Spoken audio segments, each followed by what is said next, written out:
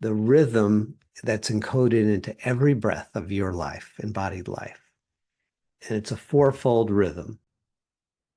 There's an inhale, there's a pause, there's an exhale, and there's a pause. You know this already.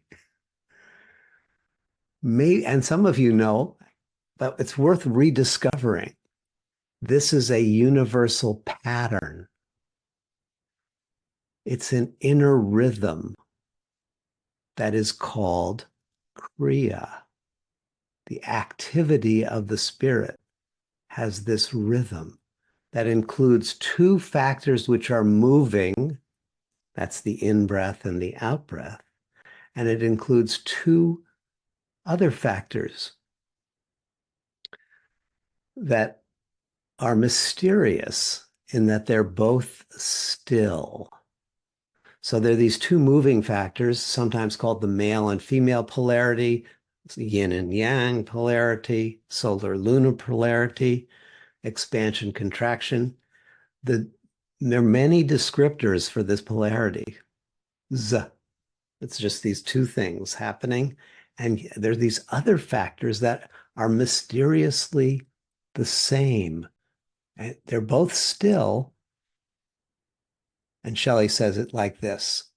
When you have four symbols, two of which are the same, these can then be arranged in only 12 different ways.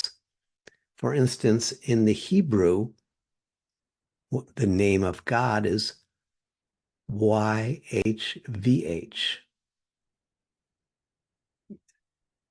Now you find, parenthetically, you'll find this fourfold name in esoteric traditions around the world.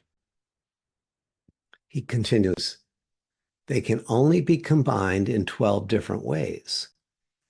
Each of these becomes a compartment into which you store symbols, in which you store information.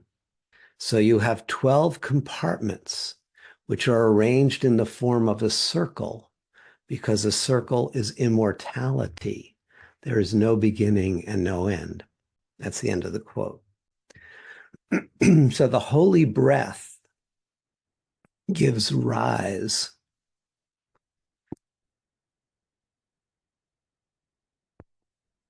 the holy breath gives rise to a congested throat, and it gives rise to 12 basic states of self-conscious awareness, 12 universal perspectives, each of which has a view of reality.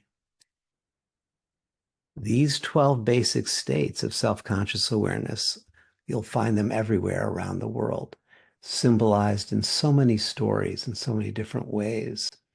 And in this lineage of Kriya Yoga, we use the zodiac as the expression and the template for those 12 perspectives.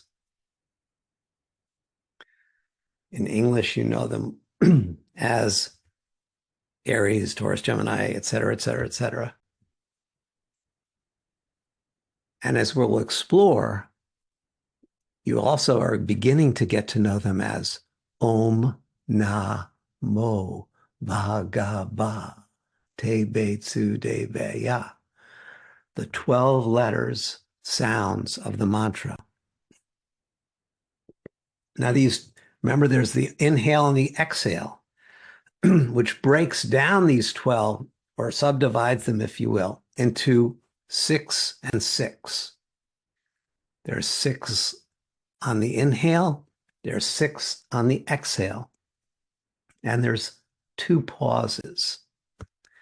6 and 6. It's like a matched pair that are centered by, that emerge from, and return to as they balance, as each 6 of the 6 levels balance, they return back to their source at the center of that chakra.